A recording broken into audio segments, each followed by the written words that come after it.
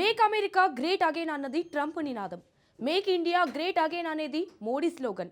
మరి ఈ రెండు నినాదాలు కలిస్తే అమెరికా పర్యటనలో దీనికే కొత్త అర్థం చెప్పారు మోడీ.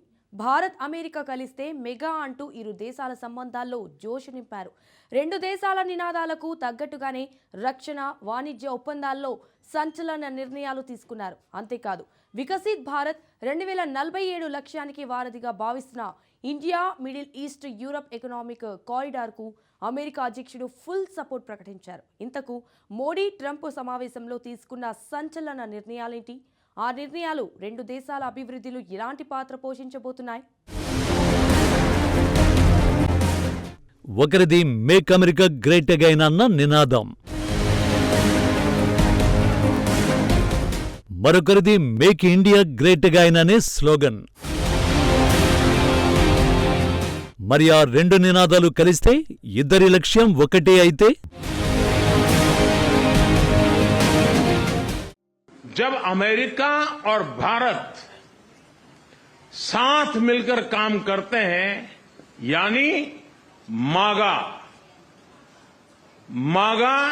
प्लस मीगा, तब बन जाता है mega partnership for prosperity.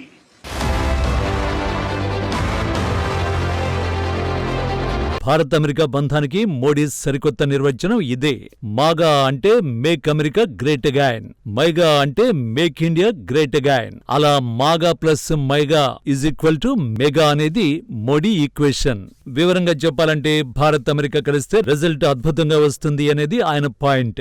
Modi America పర్యటన కూడా అంతే అద్భుతంగా సాగిందని అనుకోవచ్చు. మిగతా అంశాలు ఎలా ఉన్నా ఇరు దేశాల ఆర్థిక అభివృద్ధికి కీలకమైన వాణిజ్యంలో అంతే కీలక ఒప్పందాలు జరిగాయి. ఇండియాతో అద్భుతమైన ట్రేడ్ డీల్స్ కుదుర్చుకుంటామని డొనాల్డ్ ట్రంప్ ప్రకటించారు. మోడీతో భేటీ అనంతరం ఈ వ్యాఖ్యలు చేశారు. అయితే మిత్రపక్షం అన్న భేదం లేకుండా ఇండియా సహా అనేక దేశాలపై రెసిప్రోకల్ టారిఫ్ ప్రకటన చేసిన 2 గంటల్లోనే ట్రంప్ ఈ ప్రకటన చేశారు. భారత్ అమెరికా సంయుక్తంగా తమ ద్వైపాక్షిక వాణిజ్యాన్ని 2030 నాటికి రెట్టింపు చేసి $500 బిలియన్ చేర్చే లక్ష్యాన్ని నిర్దేశించుకున్నాయని నరేంద్ర మోడీ ప్రకటించారు. రెండు దేశాలు త్వరలోనే పరస్పర ప్రయోజనకరమైన వాణిజ్య ఒప్పందంపై పనిచేస్తాయని తెలిపారు. ఆ తర్వాత భారత్ డ్రీమ్ ప్రాజెక్టుకు ట్రంప్ మద్దతు ప్రకటించారు. But right now we're the leader by quite a bit. Finally, we agreed to work together to help build one of the greatest trade routes in all of history. It will run from India to Israel to Italy and onward to the United States, connecting our partners by ports, railways, and undersea cables, many undersea cables. It's a big development. It's a lot of money going to be spent, and we've already spent some, but we're going to be spending a lot more in order to stay advanced and stay the leader. I'm pleased to report that with today's announcements, the friendship between the United States and India is the strongest I believe it's ever been. I think our relationship is the best it's ever been between two leaders of the two countries, and it's an honor to say that. I'd like to now invite the Prime Minister. India, Middle East, Europe economic corridor Modi సర్కార్ dream project ఇది. China BRI కుట్రలకు check పెట్టి project కూడా. 2023లో భారత్ అధ్యక్షతన జరిగిన G20 శిఖరాగ్ర సదస్సులో సాధించిన విజయాల్లో ఈ ప్రాజెక్టు ఒకటి. ఇండియా నుంచి గల్ఫ్ దేశాల మీదుగా యూరోప్లో ఏ నగరానికైనా సరకు రవాణాను వేగవంతం చేయడం ఈ ప్రాజెక్టు లక్ష్యం. India, Middle East, Europe economic corridor ప్రాజెక్టును ఈస్ట్, నార్త్ అనే 2 వేరువేరు భాగాలుగా అమలు చేయాలని ప్లాన్ చేశారు. ఈస్ట్ కారిడార్లో భారత్ నుంచి మిడిల్ ఈస్ట్ కు కనెక్టివిటీపై దృష్టి పెడతారు. రెండోదైన నార్థన్ కారిడార్లో మిడిల్ ఈస్ట్ నుంచి యూరప్ దాకా కనెక్టివిటీకి ఏర్పాట్లు చేస్తారు. ప్రాజెక్టులో భాగంగా ఆయా దేశాల మధ్య రైల్వే నెట్వర్క్లను ఏర్పాటు చేస్తారు. దీంతో పాటు షిప్పింగ్ తో పాటు మల్టీ మోడల్ ట్రాన్స్పోర్ట్ రూట్లను విస్తరిస్తారు. Electricity cables, digital connectivity, clean hydrogen సరఫరా కోసం పైప్ లైన్లు కూడా ఈ ప్రాజెక్టులో భాగంగా ఉంటాయి. ప్రాంతీయంగా సప్లై చైన్లను మెరుగుపరిచి ఆయా దేశాల మధ్య వాణిజ్యం వేగవంతం చేస్తుంది. ఇండియా నుంచి గల్ఫ్ దేశాల మీదుగా యూరప్ కు ఏకంగా 40% వేగంగా వాణిజ్యం జరుగుతుందని నిపుణులు చెబుతున్నారు. అయితే మిడిల్ ఈస్ట్ ఉద్రిక్తతల కారణంగా ఈ ప్రాజెక్టు ముందుకు కదల్లేదు. తాజాగా ట్రంప్ మద్దతుతో కదలిక రాబోతోంది. ఈ ప్రాజెక్టే వికసిత భారత్ లక్ష్యాన్ని నెరవేర్చబోతోంది.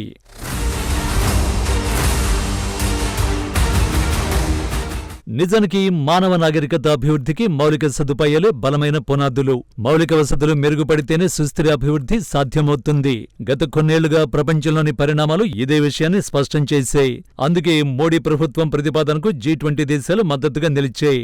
ఈ ప్రాజెక్టుతో $1 ట్రిలియన్ ఆర్థిక వ్యవస్థలు పురుడు పోసుకుంటాయని ఇండియా, గల్ఫ్, యూరప్ భావిస్తున్నాయి. కొన్నేళ్లుగా భారత్, గల్ఫ్, యూరప్ దేశాలు క్రమం తప్పని వృద్ధి రేటు నమోదు చేసుకున్నాయి.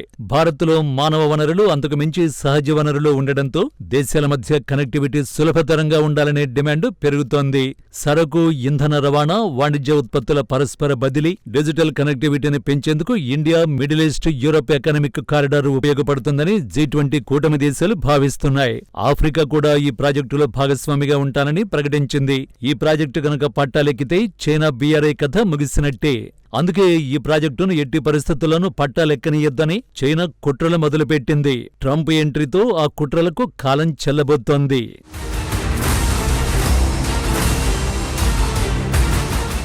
ఇండియా, మిడిల్ ఈస్ట్ ఎకనామిక్ కారిడార్కు మద్దతు తెలిపిన ట్రంప్ దీనిని చరిత్రలో గొప్ప వాణిజ్య మార్గాల్లో ఒకటిగా అభివర్ణించారు.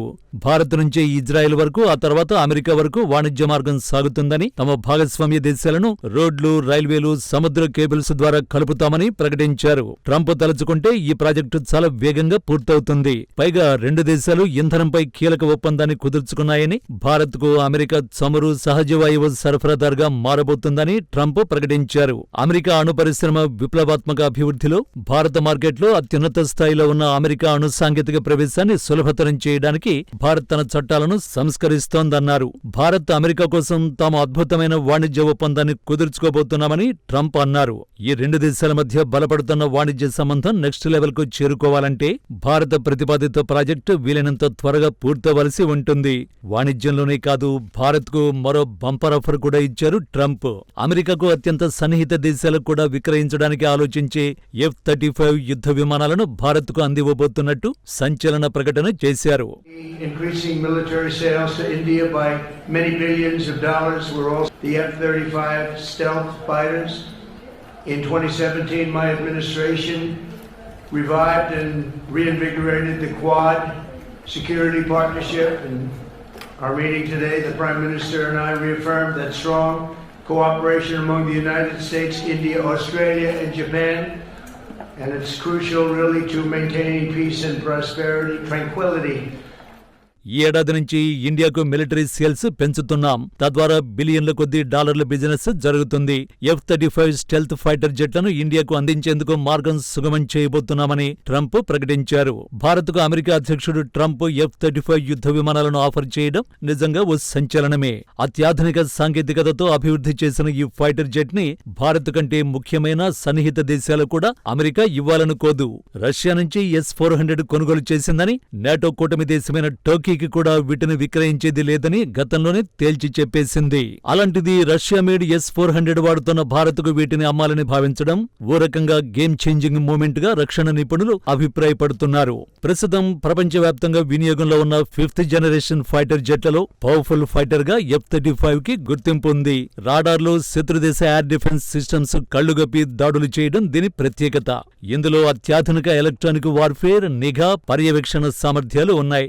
F-35 లో మొత్తం 3 వేరియంట్లు అందుబాటులోకి వచ్చాయి. ఈ విమానం అభివృద్ధికి $2 ట్రిలియన్ పైగా అమెరికా ఖర్చు చేసింది.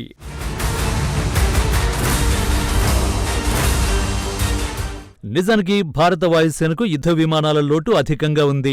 మన ఎయిర్ ఫోర్స్ దగ్గర రఫేల్ యుద్ధ విమానాలే అత్యాధునికమైనవి. ఇవి 4.5వ తరానివే. ఇవి గగనతలం నుంచి గగనతలంలోకి, గగనతలం నుంచి భూ ఉపరితలంపైకి దాడులు చేయగలవు. కాకపోతే F-35 స్థాయి టెక్నాలజీ వీటిలో లేదు. అందుకే F-35 ఫైటర్ జెట్ల కొనుగోలుకు భారత్ సిద్ధపడింది. మరోవైపు ట్రంప్ ప్రకటన తర్వాత లాక్హీడ్ మార్టిన్ సంస్థ కూడా కీలక ప్రకటన చేసింది. భారత్, అమెరికా ప్రభుత్వాలతో కలిసి పనిచేయడానికి తాము ఎదురు చూస్తున్నట్లు పేర్కొంది.